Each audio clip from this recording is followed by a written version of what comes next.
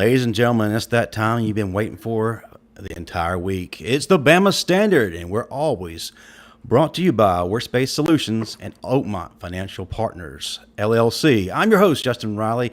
With me, as always, is senior analyst of Touchdown Alabama Magazine, Stephen M. Smith, and two-time national champion and champion of Leg Day, Bo Scarborough. What's going on, fellas? Up, man? Doing good, man. Doing good. NCAA tournament crazy. We got 4 blue bloods in here, but pro days tomorrow, man. Hey, it's just big. Before we get started, I have to let the audience know there is a Steve Brown sighting. He will be joining us at some point.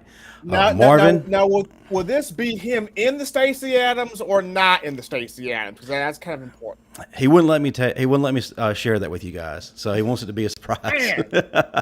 But Marvin has actually got a big job interview. It's the final interview tonight for something he's been waiting on for a while. So prayers and thoughts to him. And if he can get away, he'll join us. But we got a pretty big show tonight. In about 7 minutes, Trent Richardson will be with us. But before we get started, let's just jump to news and notes. I really wanted to wait for Steve Brown to get here before we talked about a certain player. But I will roll things out with what's going on in spring practice. Stephen M. Smith, what you got, man? So right now, I guess that the main conversation has been what Steve wanted to talk about was a J.I. Hall, and where is he in terms of his mindset when it comes to practice. There's been a lot of rumors here on social media of him not being in practice, him being absent from practice, or him not participating there. And once again, I'm trying to dig and collect information myself on what is accurate, what is not accurate. Has he been there? Has he not been there? And here is somebody that, the fan base has a lot of mixed feelings about. They want to see him do well, especially after the A-Day game of last year and him not having the best performance in the national championship game, but he owned up to it. Hey, I'll be back, Bama Nation, my bad. At 6'3", 195 pounds, you want to see the brother have that success, but he's also got this thing for being heavily involved on social media. And Bo, you know this. Coach Saban don't deal with no nonsense. Coach Saban's a no-nonsense dude, and if you with that nonsense, Coach Saban gonna check you right there on your nonsense, and it's going. One of two things is going to happen. It's like Coach Saban always says: we use spring ball for two things: who going to be on this bus and who not going to be on this bus. So here's the big thing here for Hall is if you're trying to be on this bus, you do the things to make sure you stay on this bus. If you're not trying to be on this bus, then let our brother know so we can have somebody else here on this bus. So this is where we stand here with Hall is, does he want to be on this bus or not? Well, let's touch on that a little bit. Bo, when you see this guy who's obviously got a load of talent, but is being a constant distraction, what's that doing to the locker room? When you see it, if you're on that team right now, what kind of message does that send to you? I'm pretty sure he's one of the oddballs right now because everybody else is probably buying into the program and trusting the process and, trusting Coach Saban into what's going on. So I think he need to get the guys to trust him again, get them to believe in him again. And for me, I think it's a leadership thing right now. The leadership guys need to have a conversation with him. I think they need to peer him, get him, what I mean by peer is some type of consequences of what's going on, you know what I mean? But the question is, for me, would be, are you willing to buy into this program and come along with the rest of the guys, or you one of the oddballs that want to be one of the ones that do your own thing, and that's not how it worked at Alabama. So his bad bet is to get in line and buy into the program, into the system before it gets too late. My biggest question right now is, Ajay, where is your heart? What does your heart tell you? Do you want to be at Alabama? Because it doesn't seem like Bo is saying that he's okay into the process. And as you watched him throughout the year, he spent more time complaining on Twitter or any form of social media rather than preparing, with the next man up mentality. Instead, it's been, when's it my turn? And that's never going to get you anywhere. It just feels to me like if he's not in the spotlight, he's just gonna back away. But then he's going to complain because people like these freshmen who are coming in who are already making an impact are passing him on the depth chart. Jermaine Burton's already coming in there making noise. He's got his head on straight. He's got that leadership going. He's got the mental part right. He's got some of these younger dudes who were spring enrollees already got these things figured out, and it looks like he's going to be passed on the depth chart. But he wants. But I didn't mean to interrupt you, Stephen. If you would, man, go ahead and finish your thought. And I think that's the reason why this spring is so pivotal for Hall if he is to get his mind right. Because you look at Aaron Anderson and Kendrick Law, the two freshman enrollees. I mean, both of these two have come in here meaning business, especially Kendrick Law, who Coach Saban said himself he is impressed with this young man's mindset in terms of when things don't – when he makes a mistake – and trying to learn a new system coming over from high school, Kendrick Law's not getting frustrated. He is picking it up. He is learning. He is growing. He is improving. He's on to the next thing. Like, he has a short memory of mistakes, and he is on tackling the next thing. And that is really sort of impressing Coach Saban when you look at a Kendrick Law who played running back, wide receiver, free safety, quarterback, kick return, punt return. He did all of these things here in high school, and to see him already carrying this mindset as a freshman, Kendrick Law may mess around here and pass up a J.I. Hall. So that's why I'm saying if he wants that opportunity, he has got to have that mind in order, and as Bo mentioned, get fully bought into what he's got to do here to be on this program this spring. This is a do or die, sink or swim, stay or transfer spring for Mr. Hall. Absolutely. Well, as far as taking opportunities, we have a great opportunity right now to boost this show even more because I got somebody in this waiting room, Stephen M. Smith. If you would, man, prepare not only our guests, but the audience for what's about to happen. Man, this ain't no guest, man. This family. He done been on the show. I done been to every single one of this man's camps. Well, almost every single one of these man's camps. I've been to one of the games where he was playing for the AAF. I hate the Birmingham team got disbanded. But we're talking about, for real, though, former 5-star, two-time national champion, single-season rushing record leader, had more strength before Derrick Henry came in here. Ooh. I mean, you know him. I know him with the dreads hanging low like Young Weezy. But it's Trent Richardson, y'all, in the building.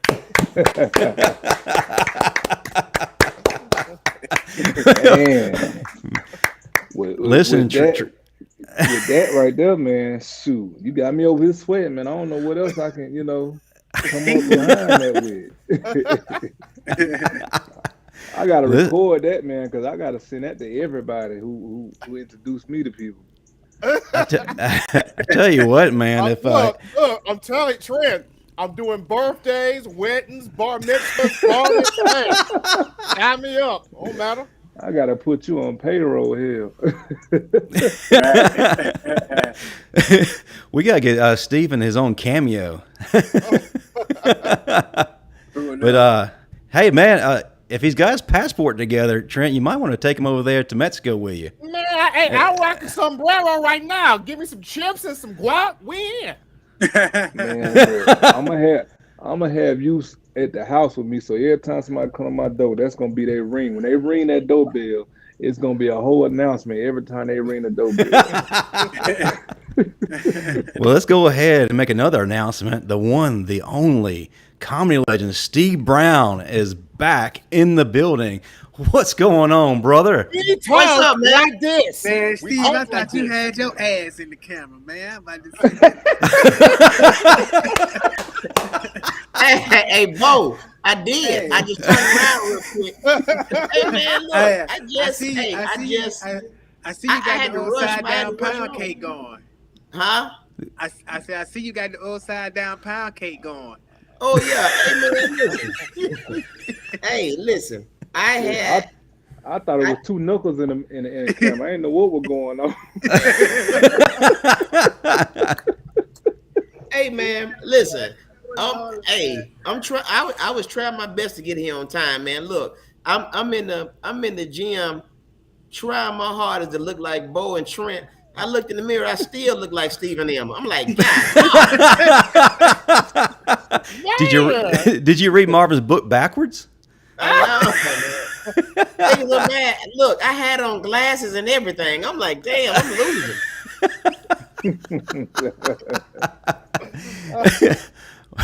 Well, Steve, before you jumped on, we already jumped into the Ajay Hall conversation. I know after talking to you Saturday, you got a lot to say. So I want you to say your piece. And fellas, feel free to jump in. Go ahead, man, Steve. Hey man, this ain't no peace. This is an all-out war with this dude, man. Let me tell you something, man. I've always been following Bama football. Okay, always. Before Trent, before Bo, all of them got there. We've never had this situation where somebody getting on Twitter saying all this, giving cryptic messages and all this. And right now, I'm looking at everything, and I don't know if he's even showing up at camp because this freshman guy is getting all the reps, and they talking about him and the guy from Georgia. So Ajay Hall still is just all talk. And the thing is, to me, man, if we're gonna really go hard this season, we need to cut out all distractions. And that distraction right now is him already. So I say get rid of his ass and keep him moving with everybody else. Because all this tweeting and this and that, and you ain't, I mean, I can understand if you are performing. You literally got on the big stage after running your mouth the whole season about how you don't play and this and that, and dropped 2 key passes. And then not only that, what route did you run? You always ran fly routes. You know why? Because you didn't know the playbook. But yet you talking about you want to play and this and that. But now, before the season even starts, you got your ass on Twitter tweeting all this. You gonna miss me. You gonna no look, dude. Shut up and play football. That's all we want you to do. We don't want to hear all this because, and then another thing, I could even take it even farther. These pro scouts are looking at this stuff. They gonna see your ass is gonna be a virus when you get there, and he's letting people know already, dude, you're gonna be a problem. So no, has the dude even been showing up at spring practice? There's rumors he's missed practices. I'm trying to figure out if he's even on the campus. Man, let that dude go. Well, that's the big thing. But even before he even considers getting to the pros, if he doesn't jump in the transfer portal, his personality is going to precede him. These other coaches are going to hear about this. Man, let that dude go. Let him go. Because I mean, you don't see nobody else on the football team doing this. Everybody is trying to fight for that spot or solidify their spot. This is spring ball. That means, hey man, let's get it. Let me go and climb up this depth chart or keep my position. Dude, you got a dude coming from Georgia Tech. They call this dude, what is this, joystick or whatever they call him, something. This dude now, he's winning all types of awards, and then the guy from Georgia, he's doing this thing, and then the other guys are stepping up. This is your second year, bro. You are the main one that got on Twitter apologizing. Oh man, I'm gonna get him next year. Now it's next year. You still talking SHIT, but you ain't doing nothing. You a distraction. You need to go. What were you gonna say, Trent? Man, guys like that, where I'm from, we call them pretenders, and pretenders and practice dummies.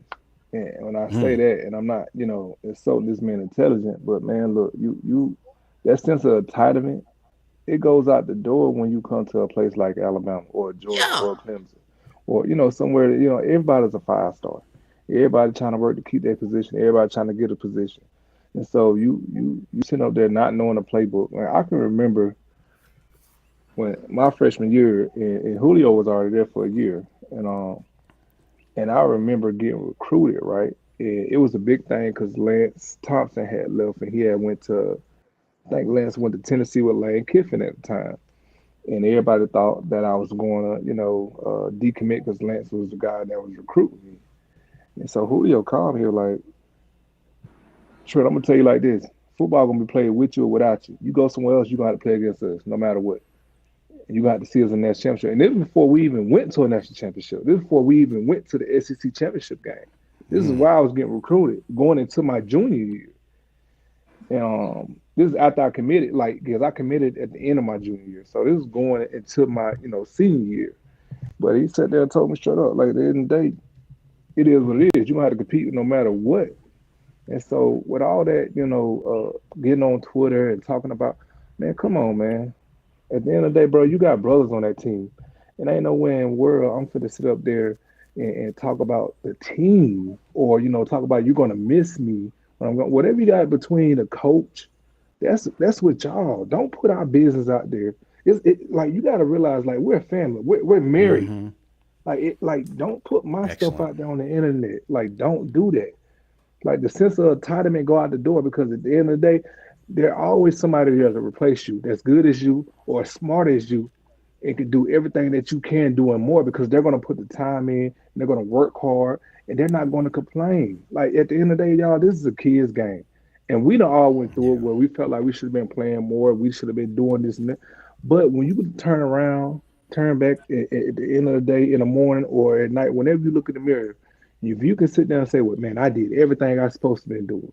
Mm-hmm. Or I could do, or you sit up there and say, man, I could have did this a little bit more. I could have did, a little bit extra. Because I always tell folks all the time, if you're just doing what coach telling you what to do at the facility, you ain't doing enough.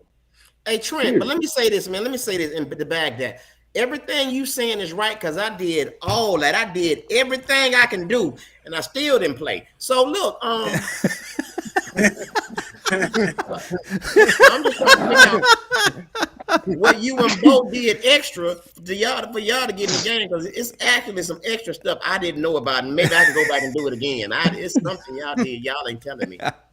But people gotta realize too, like it's really some dogs out there on these teams. Like, folks gotta realize when I came in, they had they might have had 9 running backs. Yeah, they had every one of them came in. Yeah, every one of them guys could have started anywhere in America. Yeah. But to show out on a team like Alabama and if we play for a guy like Nick Saban, like, you gotta be special. Like, everybody can't handle it. So Steven, is he still on the team or not? He's still on the team, but this is a crucial spring for him, because like I mentioned earlier, you got 2 freshmen, Anderson and Kendrick Law. They ain't playing. Like, man, Coach Saban not gonna kick him off the team, man. No, it ain't gonna be Coach Saban. He's gonna have to be the players. He gonna let Hall kick himself off the team. You know what I mean? That's what I'm saying. I said that. I said, you know what? I believe this bunch is so focused. I think I remember something happened. I read it and I heard it from somebody that Tony Brown. Y'all, everybody remember Tony Brown? I think that he was causing so many distractions on the team that I think several players had to get in his ass. I mean, it wasn't the coach, it was the players, and it's like, look, I think that's what's going to happen with this kid, man, because it's like, dude, why are you bringing this type of negative light on our team even before the season starts? You know what I'm saying? Put that damn phone down and get to work, man. I can remember, Steve, not to cut y'all out, and I don't know if I told this story on this show, but I know I told it before. We had a guy that, failed a drug test, and this is my guy too. I fought for this guy because I was like the captain, and I was on the leadership group meeting and the captain meetings and stuff like that.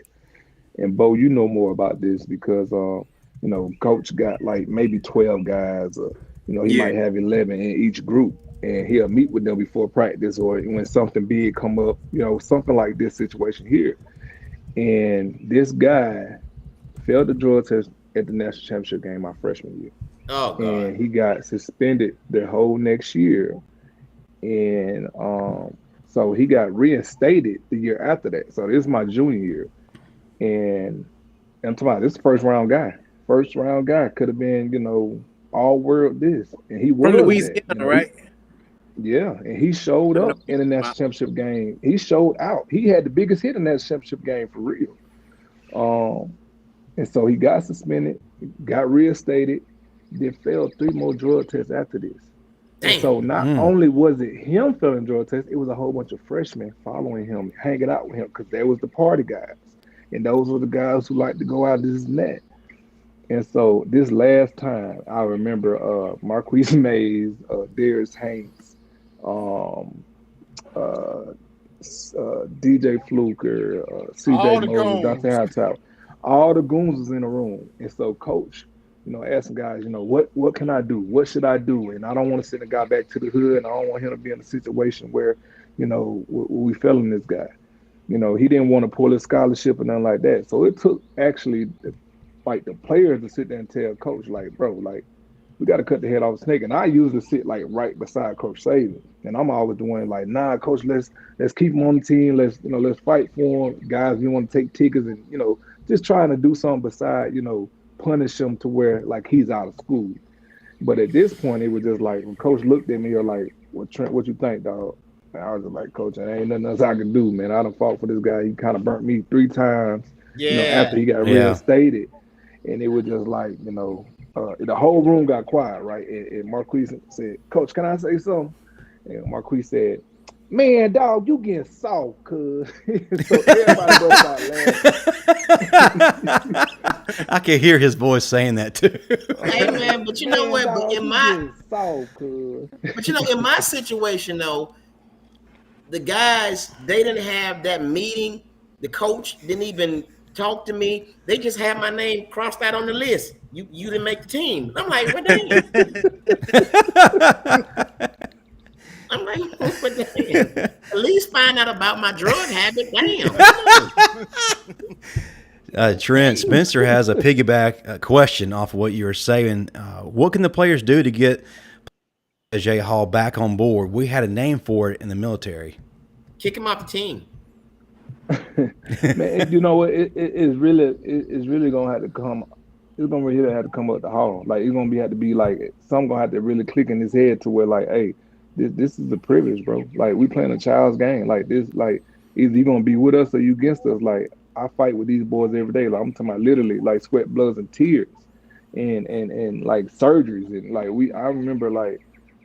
All type of stuff that we did, man, like, team bonding stuff, like, going to the movies together or, doing stuff like that was small, like being in a study hall together, like all type of stuff. Like dude gonna have to really realize like, man, this can be your last chance of actually playing football, but you're always one injury away or one phone call away from not playing football ever again in your life at this point in your life. Right. Like, for real. Like that one phone call to say that you're a bad egg, or that one phone call to say that you're not disciplined, you're not going to listen, you're not going to do this. You're not. No, I'm saying he's not that guy. And to have Nick Saban to say that about you, that goes far because Nick don't talk negative about nobody. For real. For real. He back all his players. If you see his players is not playing football, they're coaching somewhere, or they're on his sideline, or they're on a sideline where his guys. Or they run it, or they're assisting major companies. Yeah. Yeah. Hey, so Stephen, Mercedes. Exactly. Mm-hmm. So Stephen, what have you been hearing about this Jai Hall thing in spring practice? What's been going on? I mean, right now it's we're trying to see if he's actually there. I mean, if you go on social media, it's been. This rumor of he's not even there. So I'm trying to see, is he actually even there? Because if you look at it, they're not even showing him in the practice clips. They're showing everybody else. They're showing Burton. They're showing the freshmen. They're showing JoJo Earl. They're showing Christian Leary. They're even showing Thayou Jones-Bell. And I'm like, he's still here. So, yeah, right. I mean, so the only one they're not showing in the clips is Hall. So am I like, are they just choosing not to show him, or is there something really, truly up? Because normally, if this guy is a guy that you are pegging to be your guy, why is he not being shown on these practice clips? Oh, another thing, let me say this too. Let me go and get this out the way. I know this is off subject. I got to get it out the way. Y'all stop. I don't ever want to hear y'all compare JoJo Earl to Lil Man in Miami ever again. Don't do it. Jalen Waddle. Don't ever joke. He ain't showed me nothing yet. I'm sorry. Maybe he will this season. But you don't ever do that. I think they're just talking about his pure speed, man. He's a burner. If you see any of his JoJo Earl, if you look at any of his high school videos, that man could burn the field up. But that's high school. Right. I agree with that completely, but that's where the comparison is coming from. I'm not saying it's warranted because you have to earn that comparison. Yeah, because to be in that category, you got to be like Pro Throw, Marquise Mays or Deuce. Exactly. Deuce. Exactly. Yeah. Like that's the type of category you got to be in to say something. Like you got to prove yourself regardless of the matter, but you got to put some stuff out. Or Trent, to some extent, could you throw Kenyon Drake in there? Or you can. Kenyon. Hold on, you can throw me in there when I create myself on the PlayStation. Shit. I got all 99. Which PlayStation you talking about? Which PlayStation? Number 1, 4, 2, 4. I ain't been working lately. Hey man, listen. Somebody raised a question, and I did want to answer, but I got to answer. What would I have done if Will Smith slapped me? First off, let me say this. I'm from Tuscaloosa. That's number 1. All right. Number 2, the headlines keep saying Will Smith slapped Chris Rock. Will Smith did this, but nobody said anything about Chris Rock. And see, I would have changed that whole headline because I know, Bo, you probably would have hit him.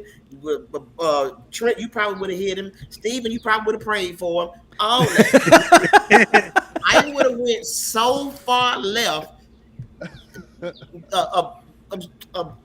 Well, ask me what I would have did. Just ask me.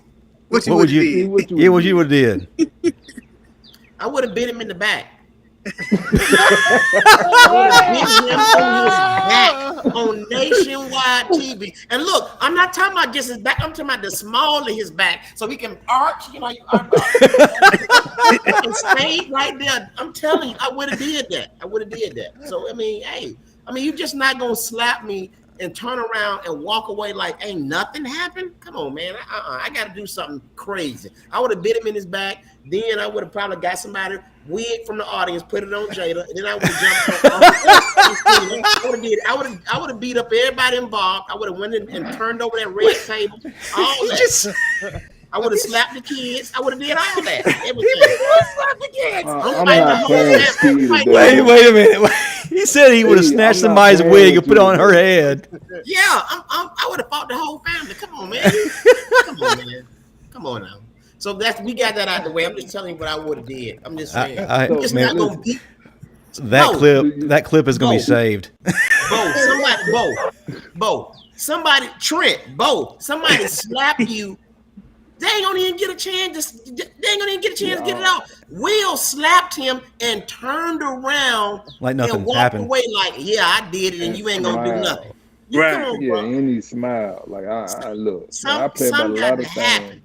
Look, I get it from both sides.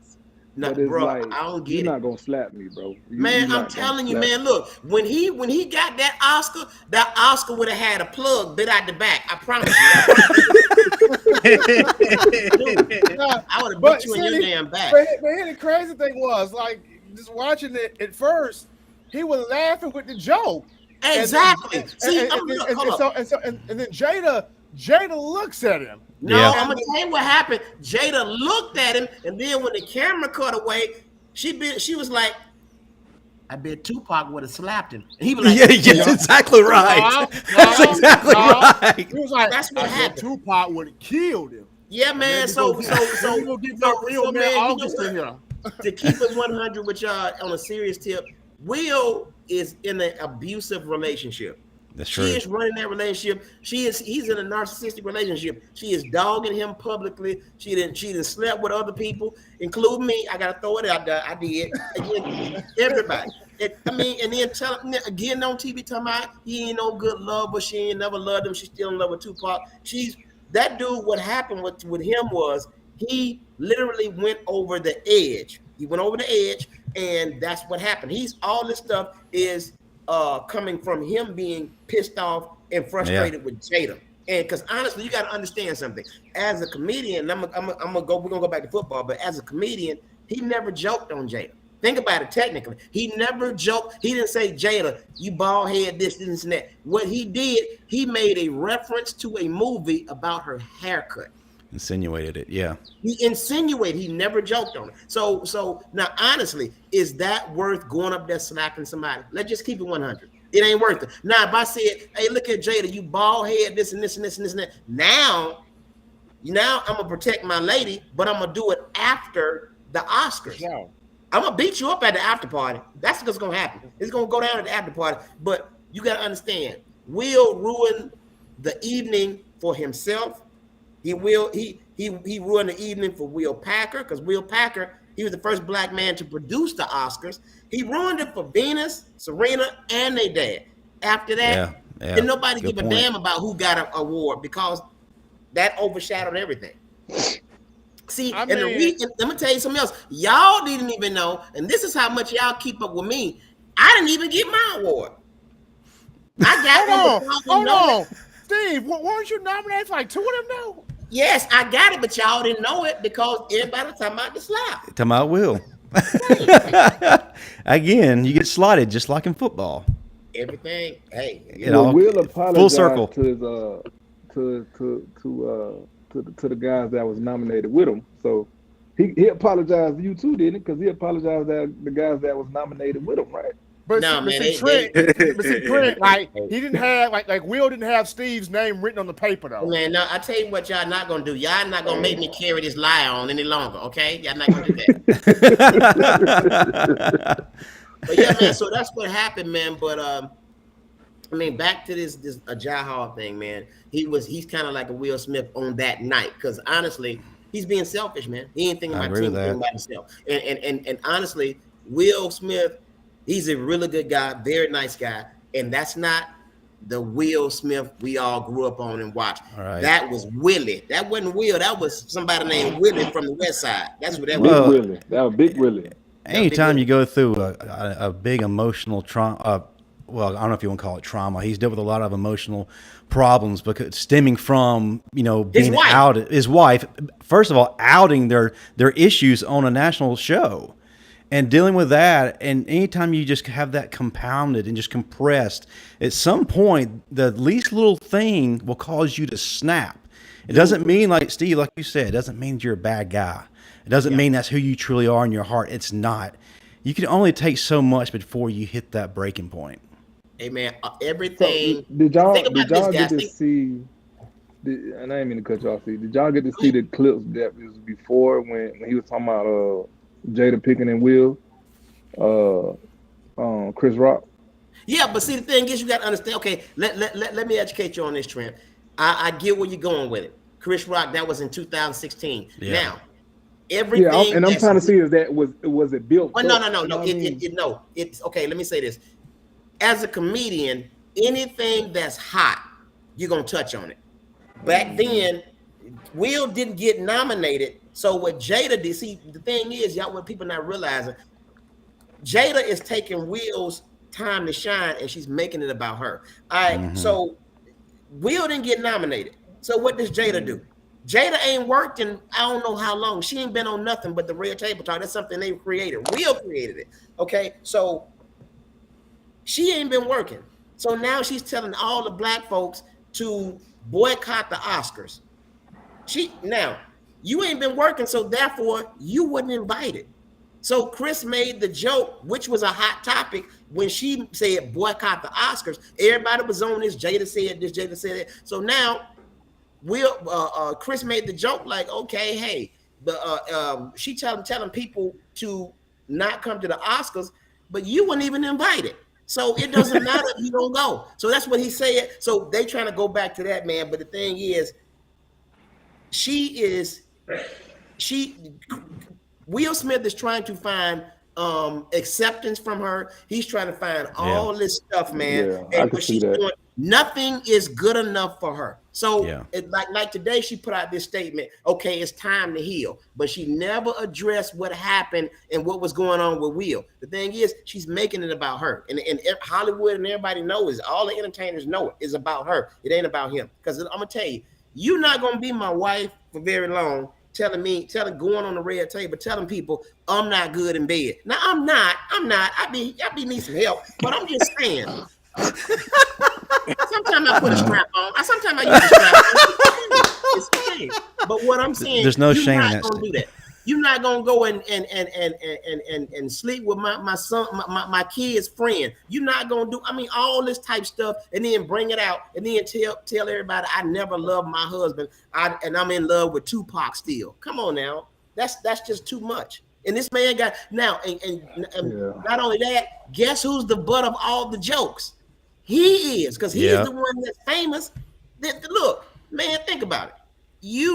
People making all these jokes on Instagram. He got to see it, man. Will Smith, he may as well have a good August. I mean, he may as well have a good May or March, because August is going to be a terrible month for him. The guy's name that slept with his wife, his name was August Alsina. People making jokes like that. So you think about it. You're a public figure, and every time you go somewhere, somebody throwing jokes about somebody sleeping with your wife. Yeah, you're absolutely right. But she was the one that put it out there. Come on, man. This man. Look. So he was just at his breaking point, and instead of doing harm to her, he just vented. And Chris Rock, 143 pound, 5'7.5" self was there. He would have did that. Yeah. He would have did that if it was The Rock. He would have did that. Hell no. To see that. So nah. Definitely wouldn't go down like that. You think he would have slapped Kevin Hart? Yeah. He would have slapped Kevin Hart and put Kevin Hart in his pocket and walked off stage. You say he's a carry-on. What about you think he would have slapped Steve Brown?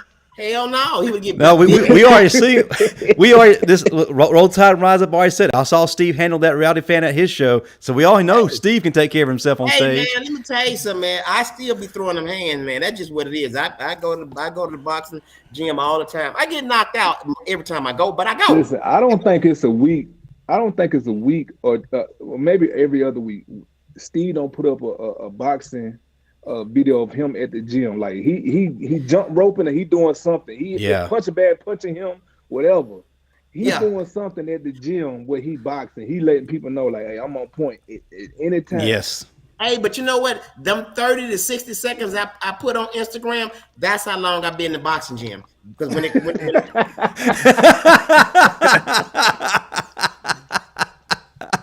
No, man. He just lost street cred that quick.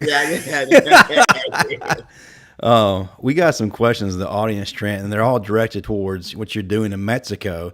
Steve Dean wants to know, is there a way we can watch you play in the Mexican League?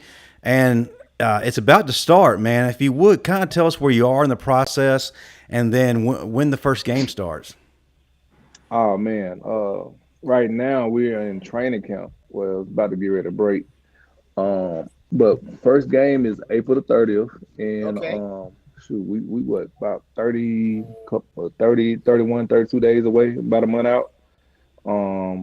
It's 9 different teams, man. We're actually trying to get Bo to come out here or something too to get on one of these teams. But yeah, man. To wait a while right now, we trying to get him out here. Hey man, hey Bo, you need to go, man, because you trying to front like you really doing some stuff, but that ceiling fan is only got one blade on it. It's just going fast.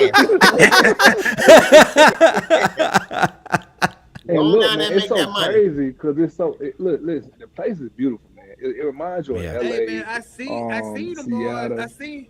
So what team you at, Trent? I'm with Chihuahua. Shut up, Steve. I'm in Chihuahua, the Caídos. So what city they in? It's in Chihuahua. The team is called the Caídos. Oh, hey, bro, you might want to go because I just left Cabo, Mexico. How it is far? Beautiful. What the Rojos at? Ain't they what they call the Rojos? They are Where them hoes at? I knew you about to do it. I couldn't resist it. Audience members, start that hashtag right now. I would have do it. You go to that's actually I mean, Mexico is really like a country. So, it's states. You know what I'm saying? So it's different Yeah. states. Chihuahua might be the biggest state out here. I think it's Rojo. I think where Rojo is at, it's beautiful out there, bro. It's It is. beautiful. I'm talking Hey about man, all the way around. I was So gonna what? switch you out. What team is in Cabo? The Cabo. I think it's the Marlins. The Okay. Marlins. And actually, I just talked to Blake 2 days ago. He was like, "Man, I'm thinking about coming out that way, going to the Marlins in Cabo."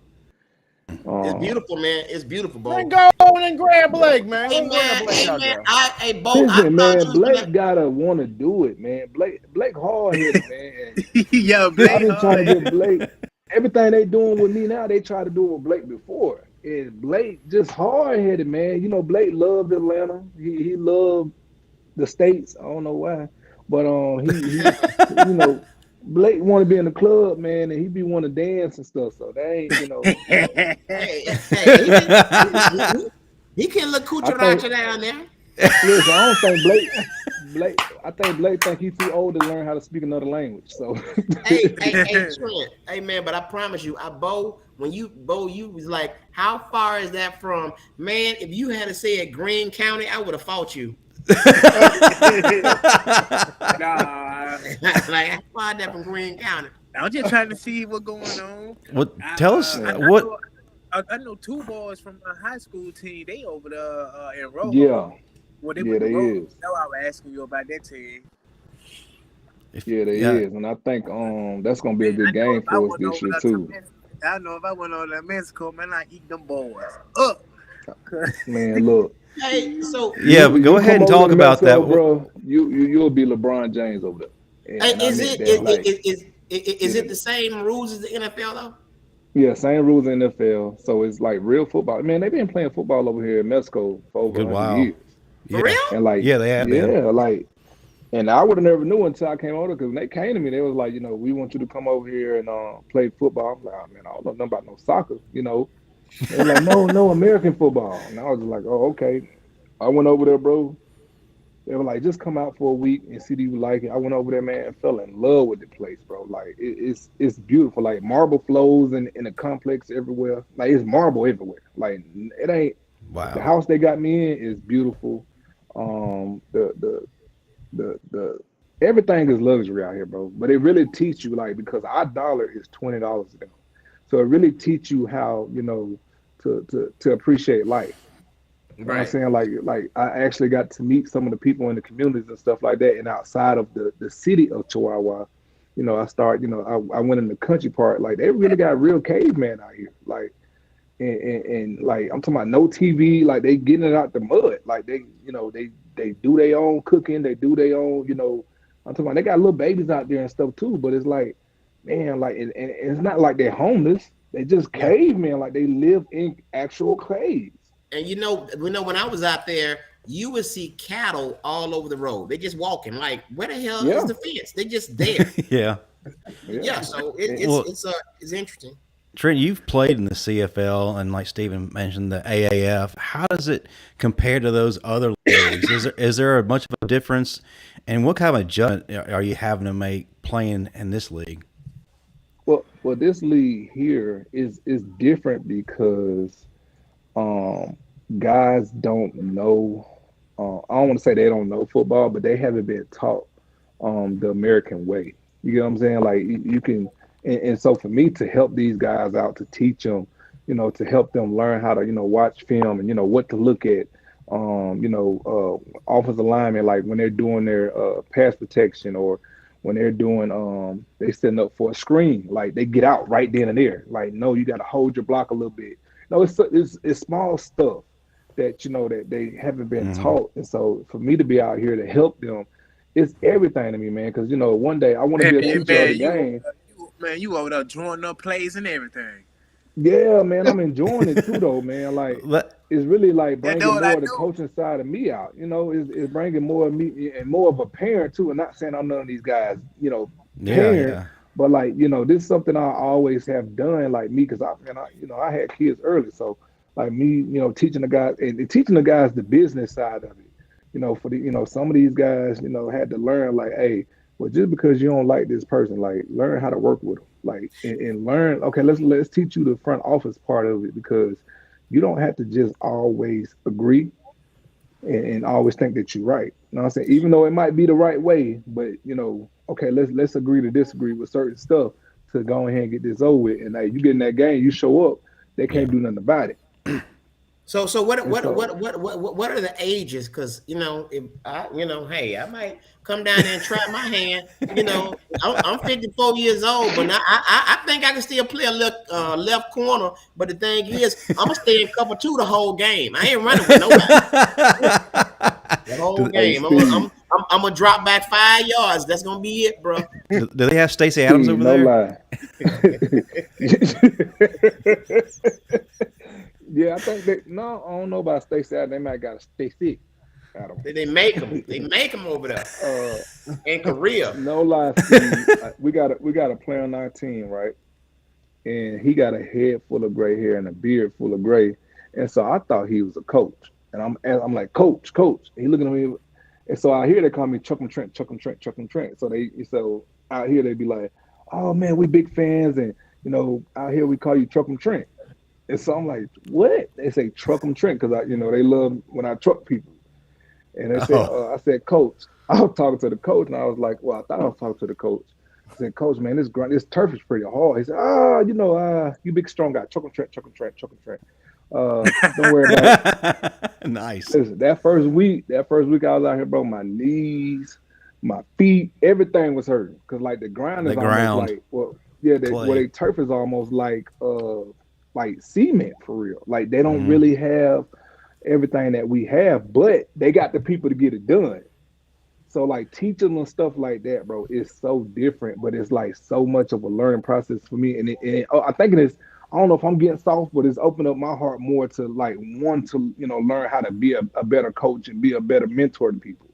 This brother getting soft. He didn't. Love. Yeah,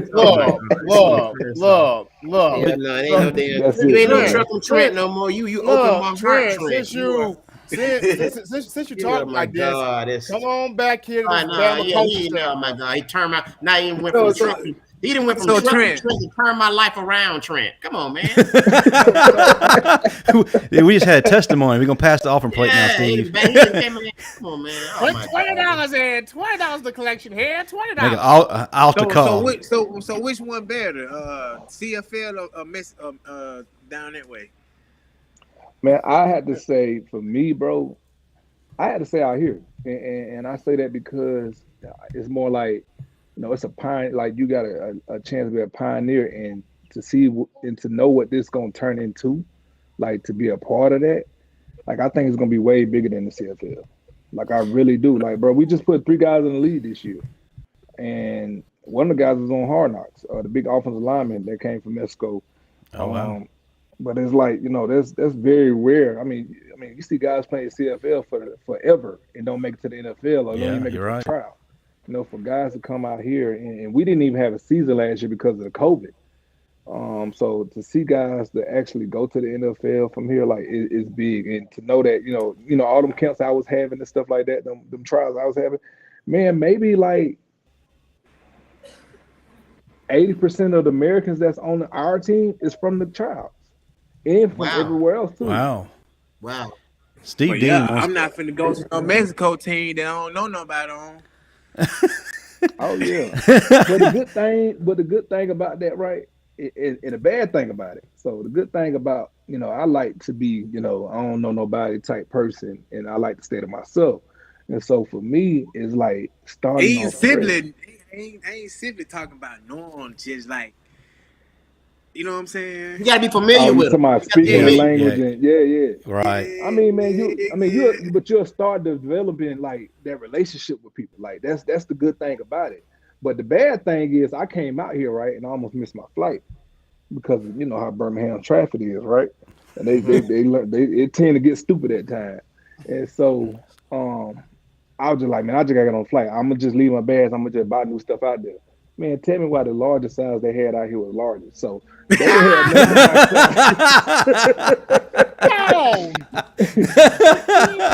you gotta think think about everybody's small, so you got to think about it like they don't, in all the That's women right up shows, Marvin's alley. Yeah, like everybody, like the largest size they had was like largest. Like I had to go to like an extra like a sports store that order they order uniforms and stuff like that to actually get some sweatpants to wear. Cause I've been wearing the same sweatpants for like 4 days, and I was like, bro, I can't live like this.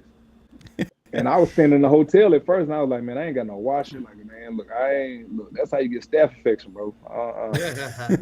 Like, but Steve it's Dean different, man. But I'm loving it, bro. Like, I really am, man. Like, it's different. I think between here and Alliance, because you got everybody like for me, like everybody coming at me, and so I enjoy stuff like that. Like everybody, and I felt like in the beginning, like it was unfair to some of the people because it was taking like 6 guys to even hit me down. And then when they get out there and the other guys run, they break a long run. So I'm like, Coach, you can't kind of base that off me. You know what I mean? Because now, defense look bad now because if they can't get me down, if 6 guys, then when the other guys get in, they breaking a long run. Like it's kind of, messing up in the long run, like as far as if, they're going to cut players and stuff like that. And so I was worried on that end, man. Like I told you, I think I'm getting soft. But man, but you got guys out here, bro, that can actually play too. Like you got, guys out here, that can, especially on the offensive side, like on our team, bro. Like we got some guys that's gonna have a track meet with us, bro. Like that can actually, if they get a chance to ever go to the to the NFL and get a trial, I think they'll make the team. I know they'll make the practice squad. Yeah. Steve Dean wants to know: would you ever consider the USFL? Man, you know what? I'm kind of like this, man. I'm not with the startup league no more, and I say that because they use me a lot with the lines, and I still ain't got paid for none of that. And, What? Yeah, man.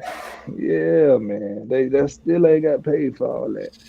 Like I made like 26 appearances, bro, and I still ain't got paid. Did you score like what 10 touchdowns that year?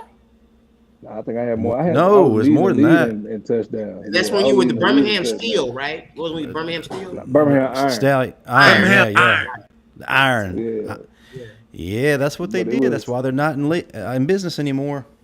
What happened? And it was just the front office stuff. Like it wasn't even stuff like because the city was coming out. Birmingham, Alabama, coming out. You got to think about it. You got a team. I promise you, I went to 3 of them games. Auburn, UAB guys, Troy guys, like everybody's mixed together in Alabama on this one team. So everybody was coming out.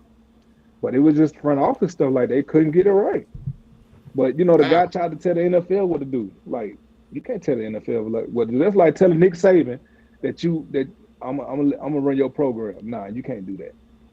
You can't do that. Well, tomorrow is pro day. I want to take you guys back, you too, Bo, back to what your pro days were like. How did it compare to doing it at the combine? Which one do you think added an advantage to you as far as draft stock and where you were going to land? Trent, I'll start with you. For me, I didn't do a combine because I had knee surgery, and so. For me, my pro day was everything for me, but I was smart enough I was good enough to have, good enough film to let, people know, in the game, hey, I'm gonna ball out. I'm gonna show my, what. But for me, for my pro day, like I wanted to do the main stuff. I wanted to run the 40, and I wanted to do the 225, and I think I stopped at like 30 on the 225. I told him I was gonna stop at 30. I think I stopped at 30. And I did I might have did the L drill, but I ain't really do too much. Like I did the vert, I think, and I just did the football drill because if I would have, did everything, I would have been tired. Like you can't really, for me, all those numbers and stuff, like you really can't do all that stuff in one day and expect to have great numbers with everything. Some people can, but for me, I knew I would have been kind of tired. So I didn't do everything that everybody else did. And I didn't need it at that time. And I'm not, not to brag, but I didn't need everything that everybody else needed. Yeah. But I was happy, like for me, my pro day was so big that everybody got a chance to get seen. Like, because it was me and Mark Barron was the big shows there. And so it was good for Marquise Mays. It was good for Darius Hanks. It was good for the other guys that, that came from different schools for us. So that's why I enjoy pro day, man, because everybody get to get seen. My pro day was phenomenal. I got so many autographs. I never forget it. Man, y'all be hating, man. Y'all be Bo, would you follow up, man? What are autographs you got? You remember the autographs you got? Man, I got like about 18, man. About 18. They were all restraining orders, Trent. Oh, man. I'm still happy. But seriously, Bo, what was pro day like for you? And what kind of advantages did you see, with that as opposed to the combine? Man, and like Trent, my pro day with everything too, because because my injuries and shit like that. They want to see me move around, so I didn't even do the bench or the 40 or the L drill or the 5-10-5. I just strictly did the running back drills because I already had did all that at the combine, and I just felt like I ain't need to do it again. You know what I mean? But I should have ran my 40 again. But yeah, I just did the individual drill, the running back drill. Yeah, and I think that pro day helped out a lot of people. I remember Mark, he ran like a 4.7 or 4.6 at his combine. Yeah, he did. Mark, I would have hit a 4.4 at the combine, at the pro day. And it was so funny because I'm sitting there laughing at Mark. Cause Mark, like, I don't know who was training Mark at the time, and me and Mark laugh about this type of stuff. He was patting his leg. He was like, running 40. What the hell is he doing?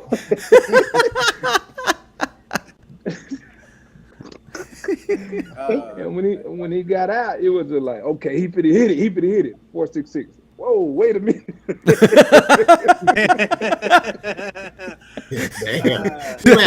He ran a 4.6. I think it was like a 4.66 or a 4.76. Man, wow.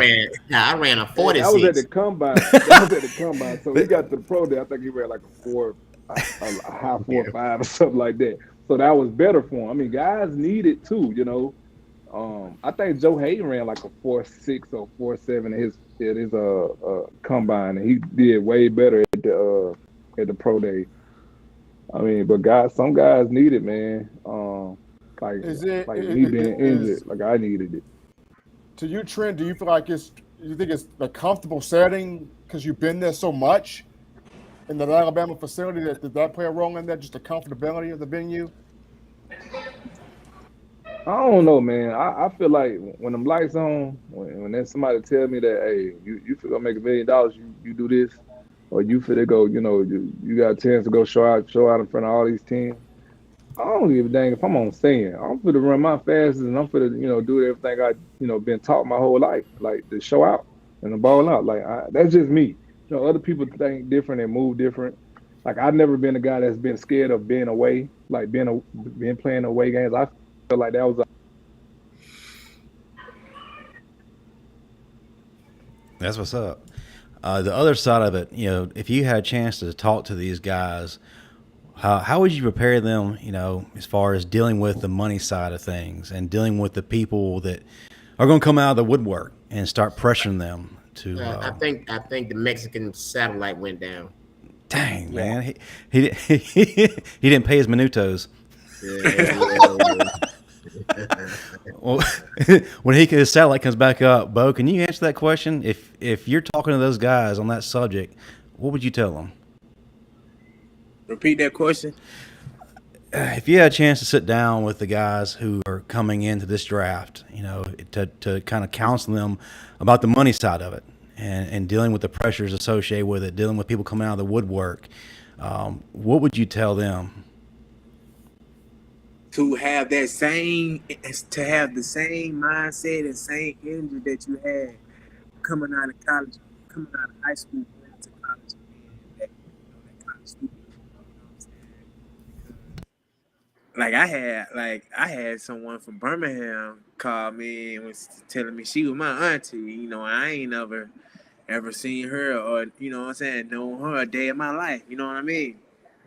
So from that, what I would tell them, and I would tell them, you can't. People always say save your money, but I wouldn't necessarily even say save your money because, like, if you save your money, eventually you gonna run out. You know what I mean? So I would say let your money make money for you. You know what I mean? What up? While you're at football practice, let your money make money for you while you're in practice or whatever you're doing. And you know what I'm saying? Don't don't let the money change who you are. Just be yourself, you know what I mean? You know, be you. And everything gonna be all right. You know the sad thing about money, money. You guys have seen it. We've all seen it. But when you are a public figure or successful with it, everybody and their mama come out of the woodworks and they feel like they are entitled. They think that you got to get them something. And not only that, I used to have problems with my brothers and sisters, before I had that conversation with them, because every time they called me, and this is real talk, they would call me asking for money. Nobody ever called and said, "Hey man, how you doing? You having a good day?" Or I just called to check on you. So I had to have that family meeting with my brothers and sisters and tell them, "Look, man, stop calling me, asking me for money. Just call me to check on me every once in a while." You know what I'm saying? Do that. So, I mean, it got better, but usually family members will get you. I mean, because they're the closest ones to you and they know you better than anybody. But yes, you do have people coming out of the woodworks. You remember me, this and that, this and that. So yeah, I mean, it's cool. And it's very, I like what you said, Bo, about letting your money make money for you. You got to have proper investments and all that. You know what I'm saying? Because, and then you got to cut some people off. Because I just put my mom out. But look, the thing is, no, but real talk, man. That money thing is a serious issue, especially when you have family members that don't understand. It ain't even necessarily you cutting them off. It's just that God telling you your time is up with them. Yeah, that's all that is. Yeah, that makes sense. That makes a lot of sense. That's a very good point. Steve, was that you disguising your voice saying that you're a Bo's aunt? Yeah, it was me. I tried to get him. It didn't work. I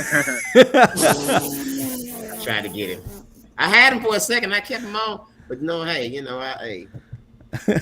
Well, Trent, I'll turn that over to you, man. What would be your advice to these young men coming up? Is it similar to what Bo says, or from your experience, what would you say to them? Yeah, it's kind of similar to what Bo said and Steve. Like, one thing I had to realize, because I was a guy, I'm a cancer, so I love on people, man. And I feel like if I had it, you had it. That's how I felt. But I'm the type of person now, man. I had to realize, like, everybody got their own, everybody got their own story. Everybody got their own place. Like, everybody's place is not to be where you at, because at the end of the day, they didn't work and to go through the surgery. They didn't run a 110. They didn't tell the joke, or they didn't produce this show. They didn't, what I mean? Like, everybody got their own lane, and you can't take everybody with you. And if they're not on the same platform as you, or they're not, trying to do what you're, trying to do, or they're not hustling as hard, or they're not trying to push you, they're not trying to make you more money, or they're not trying to, help you, then you really don't need to be around them. And you got to learn how to say no. Like, my biggest thing was to learn how to say no, and that was hard for me. Like, when I learned how to tell my mama no, that's when I knew that, okay, now I can step in and tell everybody else no. Because for me, like, people used to go through my mom to get to me. And Bo, I know you done seen this a lot. And Steve, I know y'all done seen this a lot too. Like, everybody know my mom was my heart. So she my heart. So, with her making food and all this other stuff and feed me, and she'll, butter me up to, ask me a question for somebody else. But like, mama, come on, man.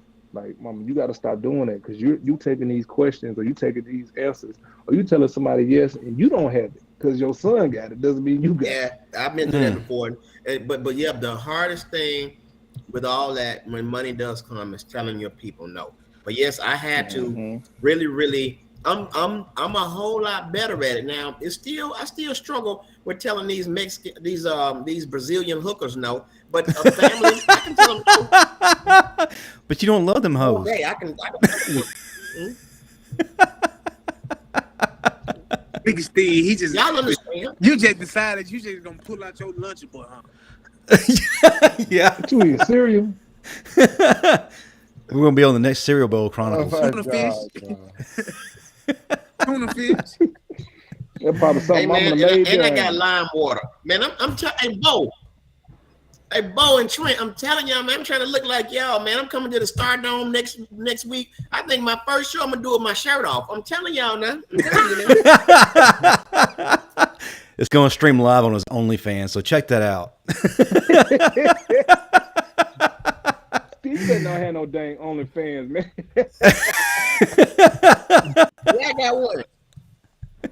Everybody needs a hustle. It's for women 57 on up.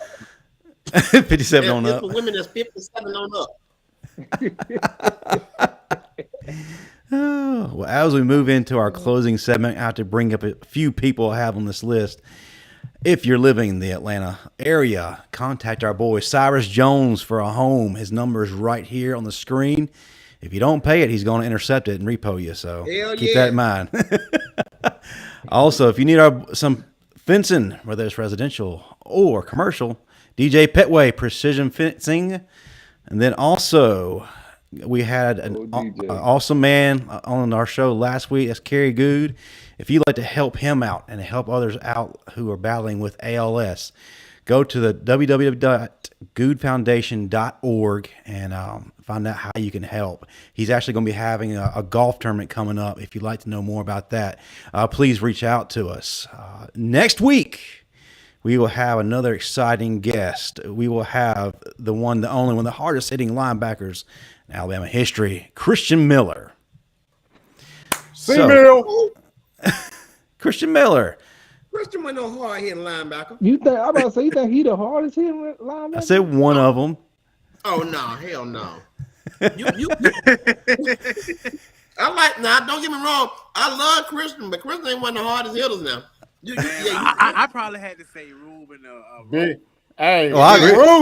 Big Ruben. And Cornelius, man, Cornelius Bennett, Derek Thomas. I done seen it all now. That's before y'all boys' time, though. Yeah. I saw all them. Yeah, I just told my age. Cornelius Bennett, man, he was a knocker. But people don't realize Dante Hightower was a knocker too, though. Yes, he was. Still is. Yeah. Mm-hmm.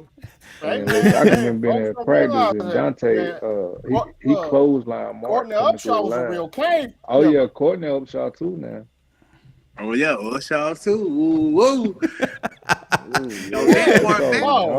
Hold on, Bo. I gotta ask you this one time, Bo. Why was Ryan Anderson so mad all the time? Man, you thought he was mad all the time? Like Ryan Anderson used to be mad all the time. No, you know he used to be mad all the time. What's his name? He played with the Patriots. Y'all just mentioned it. What's his name? The linebacker? Hightower. Dante Hightower. He was just super serious every time you saw him. He was about business. He was like, I remember I told him a funny joke I wrote. I was up all night and I told a joke. Everybody laughed. He looked at me like, I'd kill you. I was like, oh my God. Yeah. But listen, that's funny y'all say that because the most serious guy I know, but he used to act like a kid around me. It had to be two guys. It was Dante Hightower. No, it was Courtney Upshaw and Mark Barron. Mark don't really speak too much to people. Like he really had that serious face all the time. Mark told them stories. Yeah. But that doggone Upshaw, I've been in a brick house. And Mark, this is the time when what his name is, Waka Flocka was, he was popping at the time. Mm-hmm. He go hard in the paint. Everybody was bouncing and shaking dreads and that. He told the whole crowd about how he said, "Man, stop jumping around, stop bouncing around my girl. All on stop. Except for that one guy. That one guy kept going, man. He set the club out, man. We was in there beating up everybody because of him, man. I'm talking about, you had teammates fighting each other. They ain't, the room dark. You don't know what's going on, man. I'm sitting there like I told who was it? Dwight. I said, Dwight, you kick my hand one more time. We're gonna have some. Oh, my bad. 3. You kick my hand one more time. We're gonna have some problems. I tell you what, if I was there, somebody would have got bit in the back. I'm just letting you know. He means what he says. Say what he means. That's right. That's right. Y'all ain't never bit nobody in the back, just randomly. Well, Trent, man, we appreciate you jumping on again. If you would, tell us what's next for you. And the question's been asked in the audience several times. How can people watch the games? And tell us how we can reach you, too, for the Bama fans who want to keep up with you. Real quick, Caragoo, I'm going to flatten his tires next time I see him. Because every time I see him, he be trying to run me over with his wheelchair.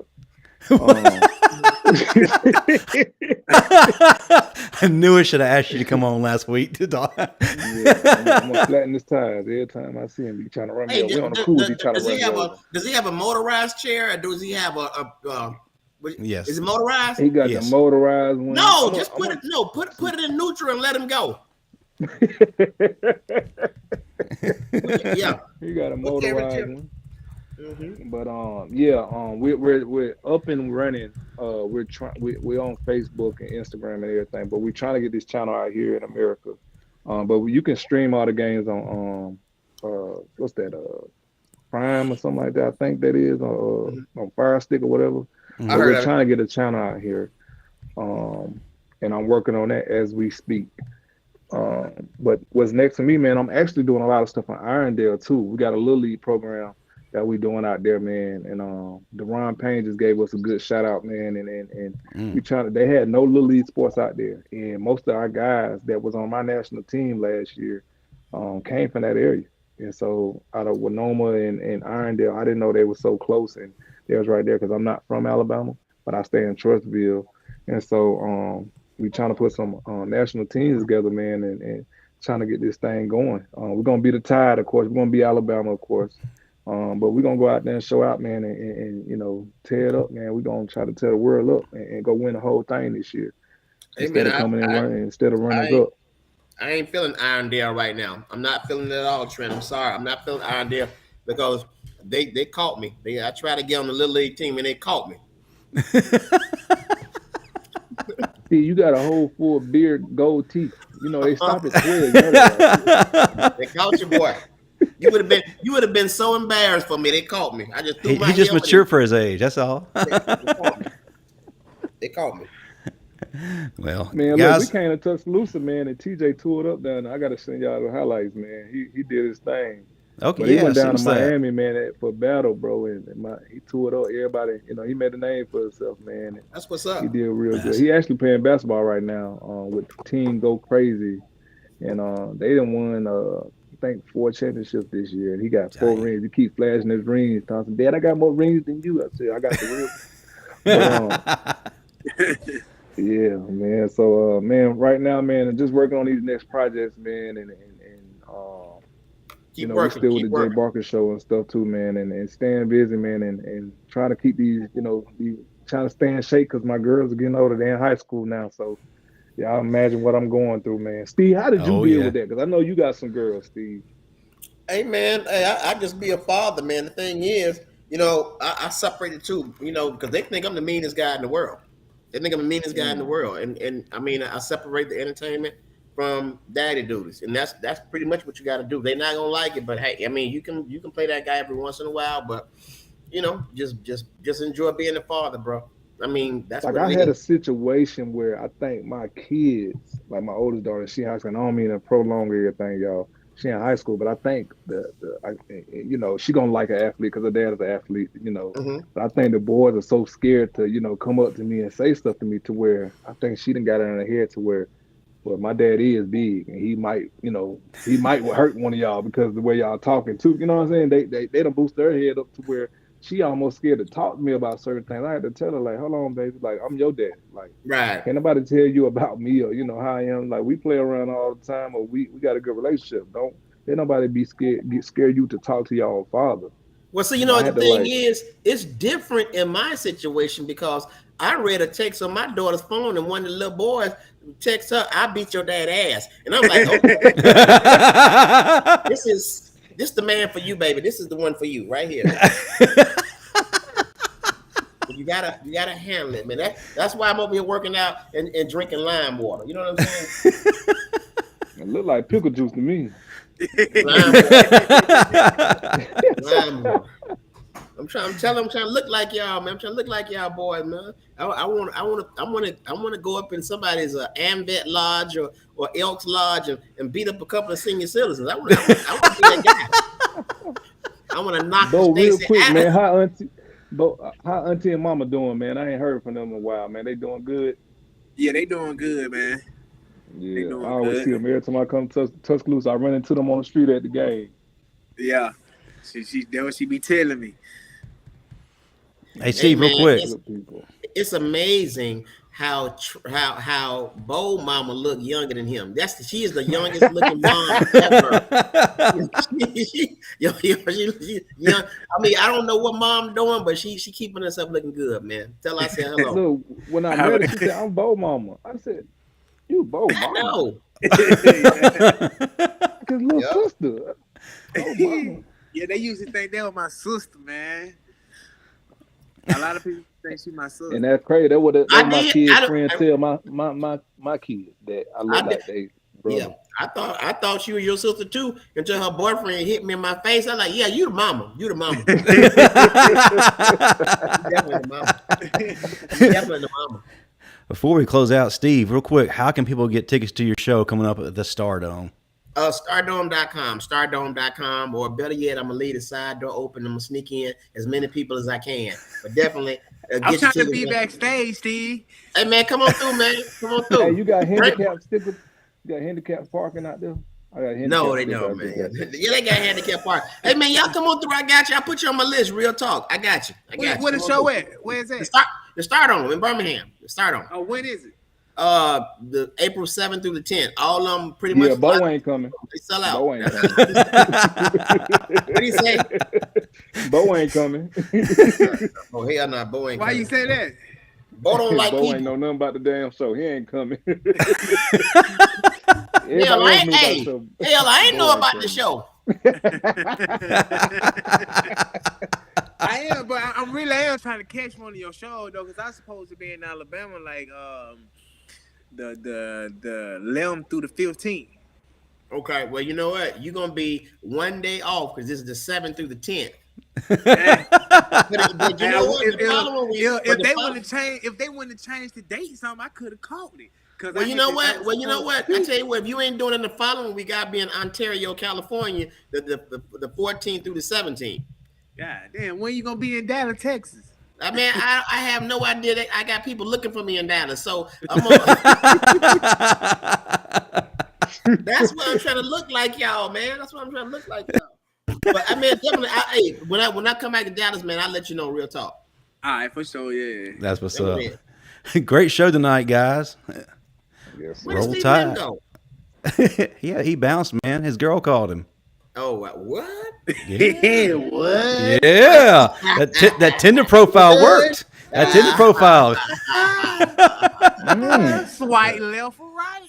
Hey guys, I appreciate seeing y'all again, man. I got to run. Yes, sir. I enjoyed it, guys. Roll Tide. Roll Tide. Roll Tide, y'all.